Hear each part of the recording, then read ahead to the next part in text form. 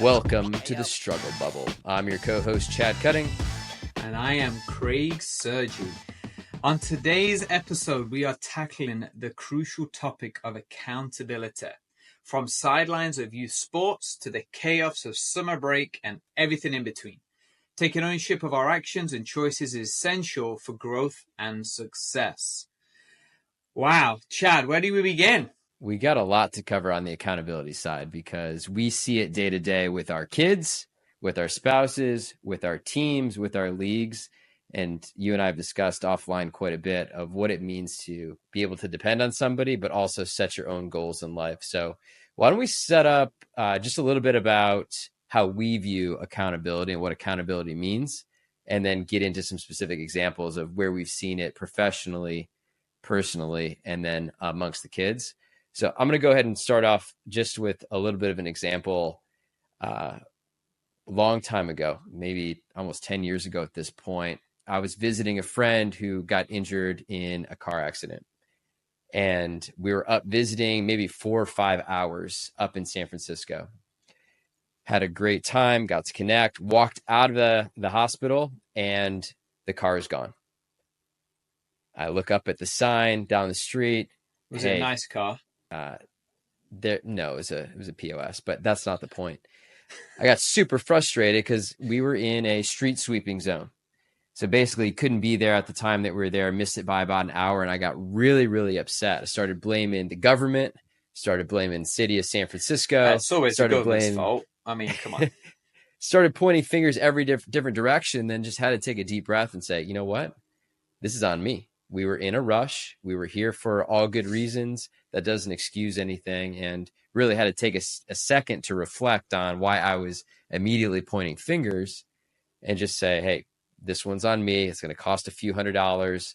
We had to find, I think this was before Uber, had to find a way to get across town to the lot and find the car. But end of the day, we're able to find it, get it out of there, pay it. But really was a smack in the face for me personally, to be accountable for the action. Well, and that, I mean, to that, a couple of points, right?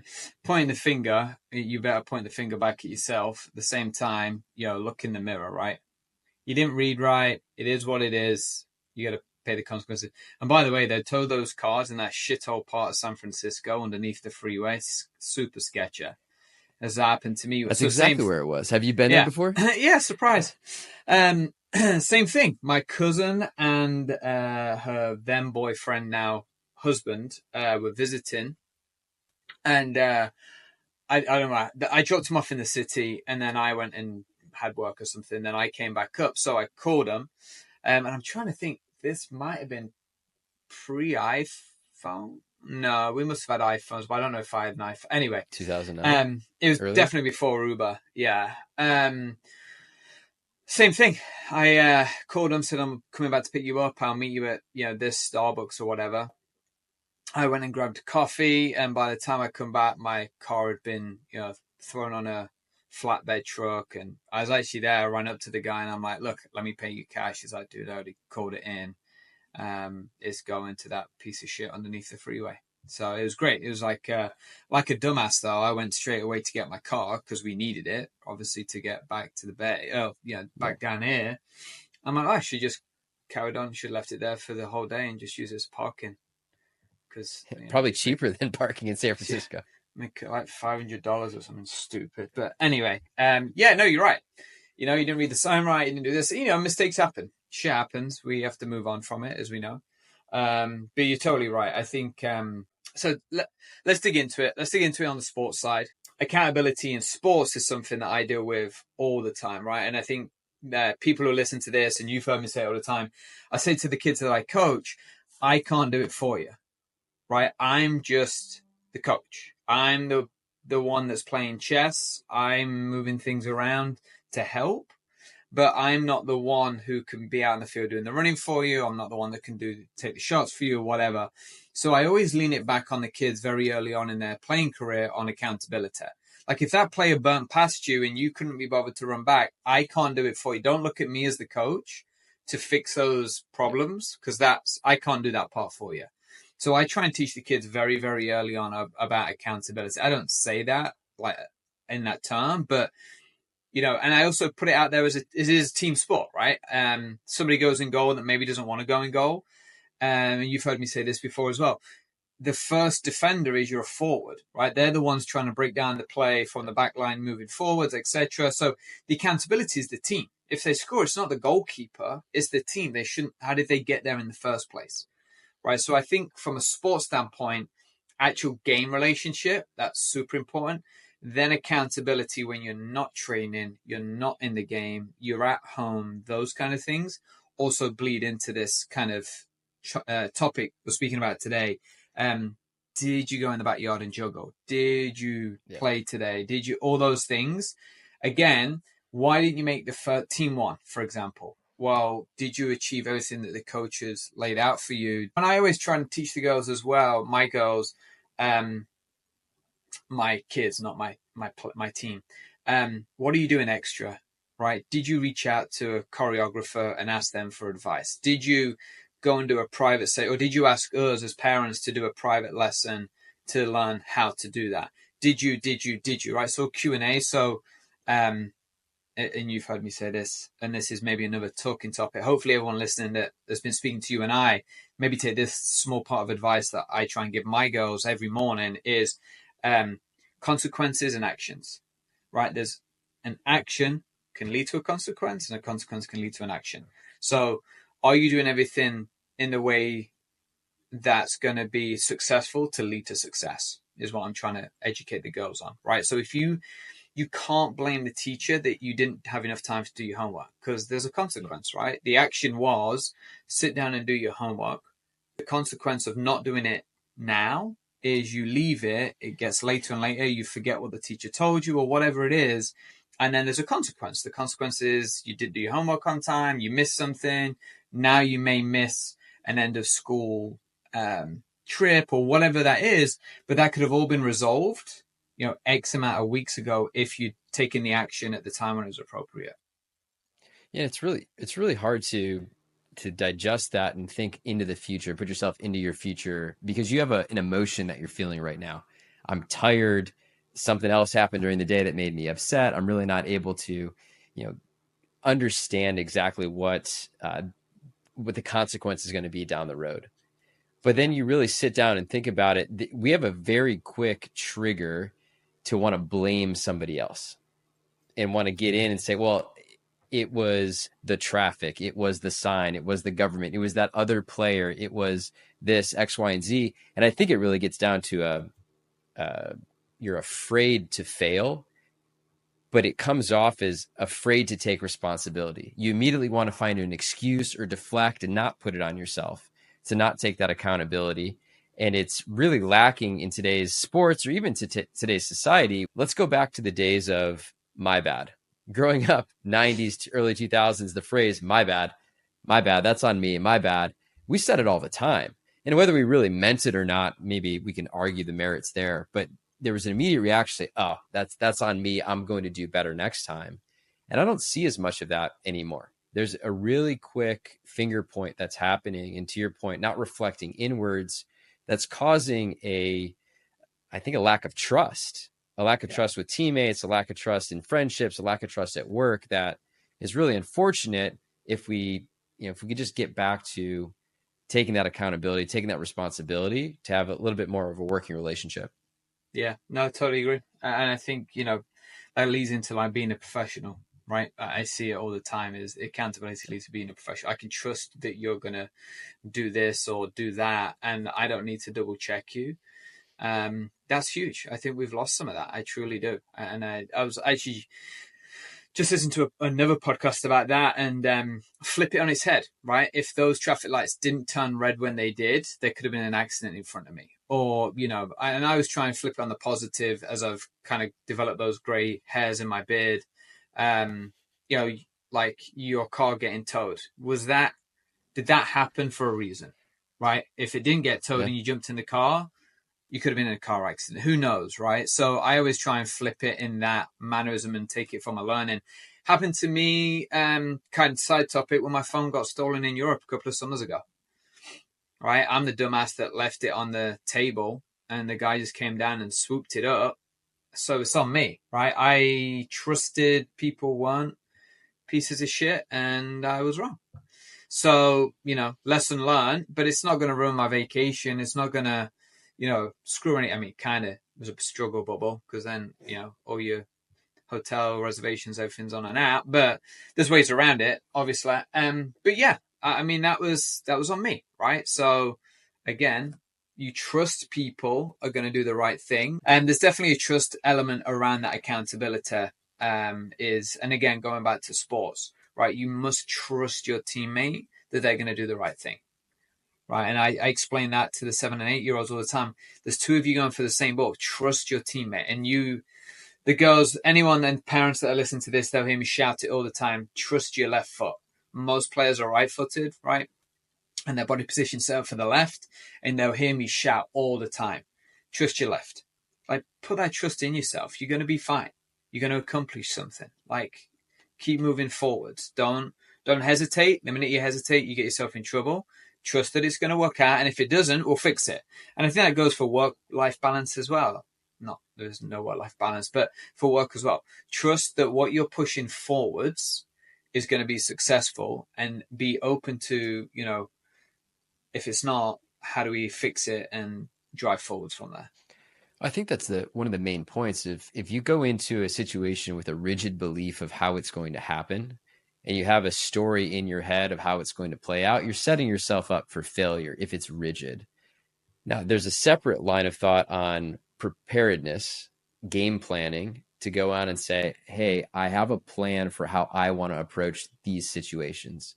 But it becomes more of a framework than a crystal ball.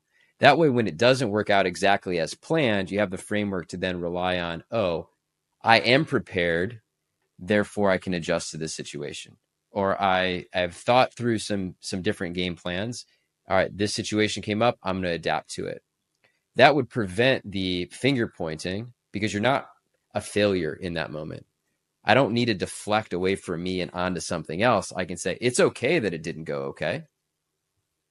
Maybe I could have done something better, but maybe I prepared as best as I could, and the situation just presented itself a little bit differently, and you become a little more flexible in that. But that means you need to create a foundation ahead of the time, and that fits with the theme of what we talked about over the last couple of weeks of really approaching it with a wider mindset, an openness to feedback and openness to instruction, so that when things do come up that are unexpected, you go in and adapt. Yeah. And I think that also leads to, that kind of personal growth and stronger relationships, more success, those kind of things. Because again, you're setting yourself up for success, but being able to take criticism, accountability, and growth standpoints from there, right? And I think you and I talk about this a lot with parenting. Our role is to make sure that if the kids, get whatever scenario and situation they get themselves into, their accountability for themselves, and they can figure it out without us needing to hold their hands. Now, not everything's going to flow downhill that way, but I think that's a huge part of it. And that's all we can really ask for. We talk about what this struggle bubble is, for us to get out of it professionally and with our family and with the different members of the community, but specifically with our own children in our household, and anybody that we're coaching and interacting with is providing that additional framework. It is not about kicking a ball into a net or hitting a home run or scoring a touchdown.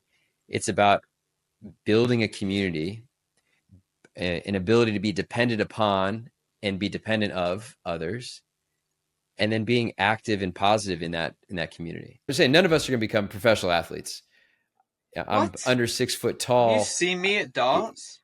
I saw you at Arrows, but it's not that reality. So I know when you're in the moment, you're 12, 13, 14 years old, you're really in that of, oh, damn, I really need to score 3 goals in the game. I really need to be able to hit this home run to show who I am, and I'm going to make it onto my high school team, my college team. It's great to have those goals and those aspirations, but for us as coaches and community members, it is not about that interaction. It's not about that individual game.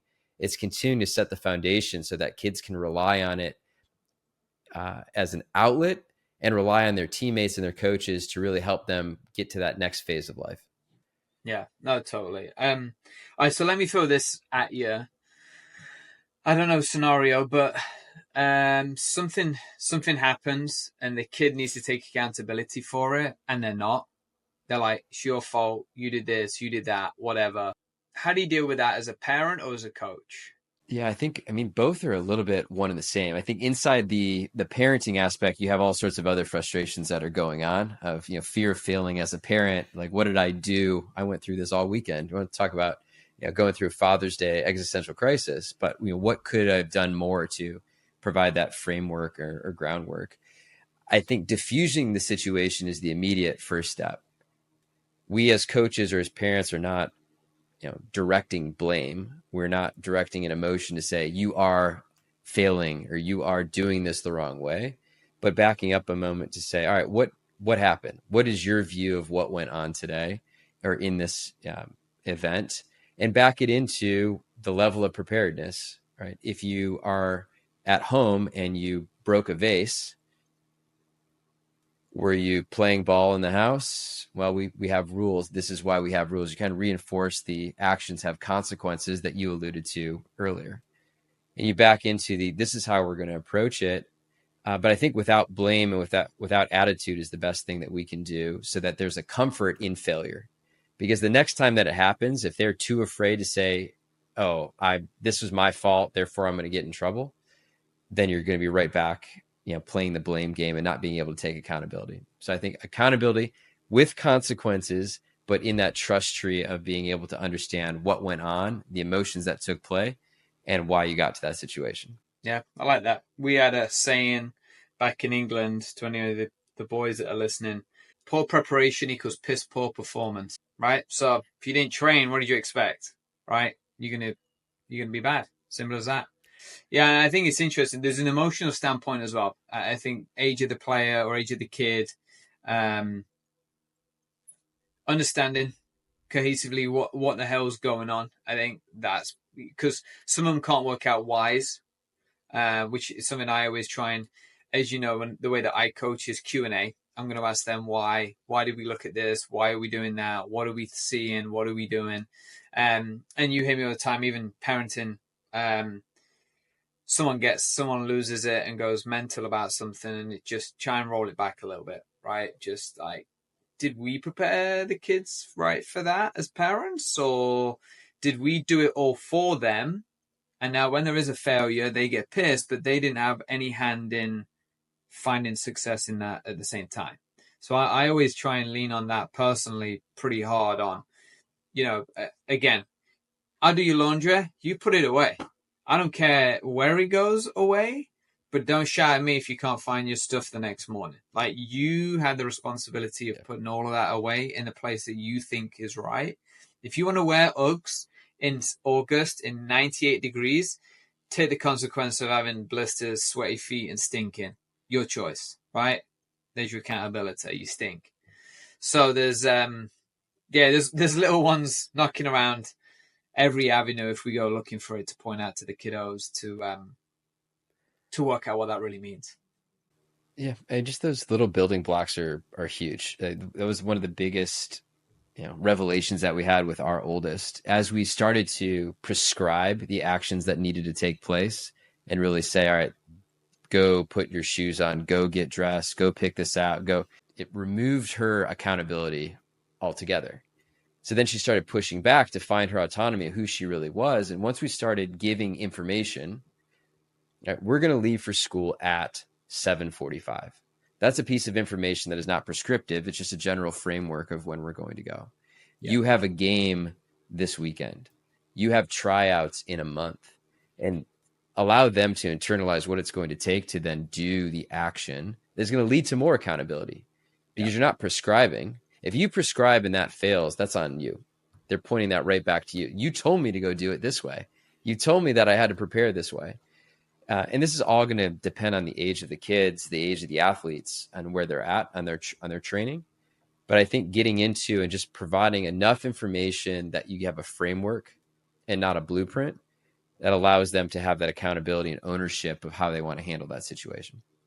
Yeah, no, I couldn't agree more. I'll even go, I want to go a step further on this. So we've talked a lot about the kids, but in running the organizations that we do on the soccer side, the baseball side, the football side, we have different levels of volunteering and needs for people to go in and say, I'm going to help you here or help you there. Or they're going to point a finger at you as the coach to say, no, you are going to do this a certain way.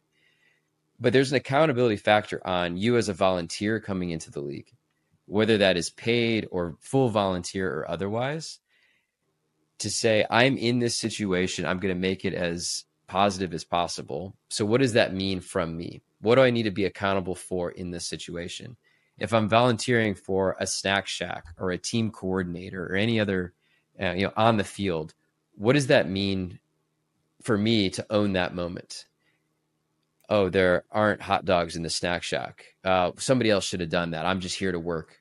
I didn't know that we had to sweep the floor afterwards. I didn't know we needed to lock the door. There's a level of accountability and being in the moment that we as adults and as volunteers really need to have to take pride in the reasons that we're there and make any organization that we're part of or any moment we're in front of these kids a little bit more positive. I couldn't agree more. There's so many different avenues I can go down on that one. It's the kids need to fail to find success, right? And to your point, when people volunteer for positions and roles and responsibilities, if they don't have time, that's one thing. And if they're transparent about needing some help, that's another thing that people can help with. But the doing the job that you signed up for to the best of your capabilities goes back to that accountability and professionalism, right? Just step up. And again, my biggest thing is transparency, communication, transparency. If shit's gonna hit the fan, let's get ahead of that as fast as we can, and get the team around it that we know that can help us succeed in that. I think it's such a major part of that, right? In work, in soccer, in baseball, in football, whatever we're doing, I just think it's a major thing. And I look at it in a different light as well. I look at accountability the same time from years and years of just playing and coaching and stuff. I always look at the players that come out that respect their equipment as well. I think that's a big thing for me. Do they come out with clean soccer boots, dirty soccer boots? Do they come out with a soccer ball, without a soccer ball? Because as you know, again, with my teams, I request everybody to have a soccer ball because I think if they bring a soccer ball to training, they have to look after it. So there's a life lesson there. And also, if they've got one, they're going to then play at home as well. So they do more without me being there, which, as we've said before, 4.5 hours with me a week isn't enough for you to go and play at college, right? You've got to be doing more out of sessions with myself. So I look at that. Then I look at the players that pick up the cones at the end of training, the players that pick up pinners at the end of training. So any of my parents on the girls' teams, start listening. I look at the players that line their bags up at the side. I look at the players that have their water bottles ready. I look at the players that are there 5 minutes early juggling. And that can't be for everyone, right? Because most of these kids, none of these kids actually can drive still. So, that's part of that. I look, if you're running late, are you running to the field to get there as fast as you can, or are you just cruising and walking up? On game days, it drives me batshit bonkers. People walking up drinking Starbucks before the game or drinking some crappy fluids before the game.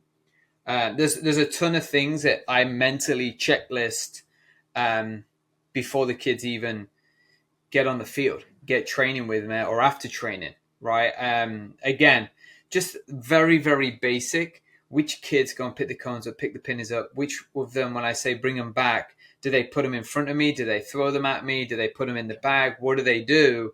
And I just look at that from a very, not strategic, but I look at it like, who can I trust on the field? Because eventually they're gonna leave me, and I'm gonna prepare them for the next coach. But who am I going to put forwards to go and play at that next level? Or who am I going to put my time and energy into that asks me, hey, can I go play up? Can I go play this team? What do you think about this coach? Whatever. I look at that very, very deeply. I don't know if you do the same at baseball, but it's definitely key for me when I'm picking players and who I want on my team. Yeah, well, it comes down to a bit of respect on the same side. So we talked a lot about accountability, but it's a respect level, respect for yourself, respect for your coach, respect for your parents. And it's a two-way street. I think we go back to the framework that we're trying to set up for our kids, for our teams, and the expectation back. And when there is a disconnect on the respect level, that's where you see the frustration come out. And that could be an explicit disrespect where they're just telling you, I'm not going to go do that. Don't ask me. I'm not going to pick up a penny. I'm not going to pick up the cones. I'm not going to pick up my clothes at home. But there's usually then an underlying why there. And for parents as coaches, an opportunity to step back and really reflect.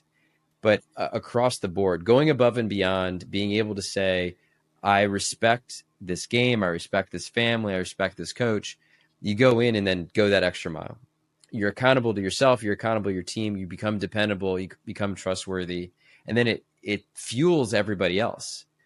I've just taken on another role coaching high school football here locally, and it was just an incredible experience to see the level of pride that all of these boys had in being on the team, and the expectation that they didn't want to be and don't want to be the weakest links, which then fosters I am going to pick up the weight room.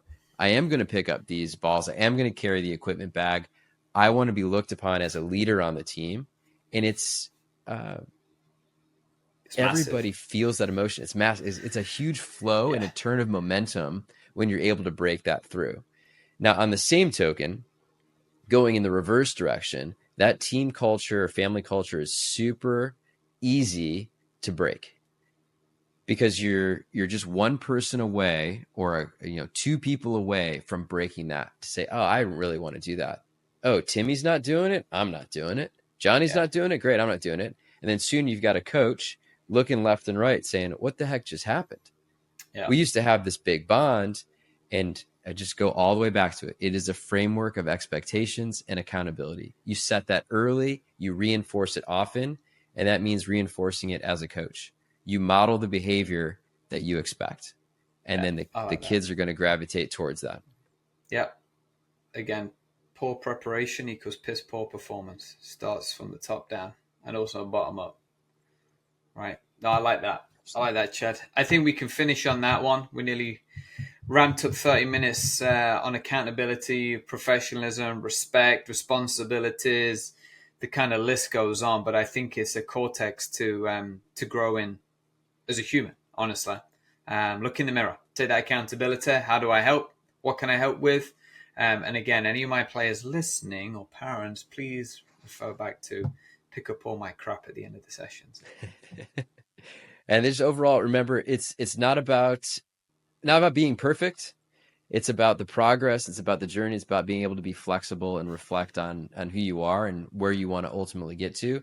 And remember, we're all in this world together. So the more that we have that trust and accountability together, the easier it's going to be for all of us to achieve all of our goals. Totally. We are going to wrap up this episode. And remember, we are on Instagram. We'd love everyone to follow and provide some comments on the episodes and the little clips that we're posting. That's the Struggle Bubble Pod on Instagram. And if you're listening on Spotify, Apple Music, or YouTube, please hit that subscribe button. We enjoy the conversations we're having through all of those social channels. So please keep the commentary coming. Until next time, I'm Chad. That's Craig. Thank you for listening to the Struggle Bubble.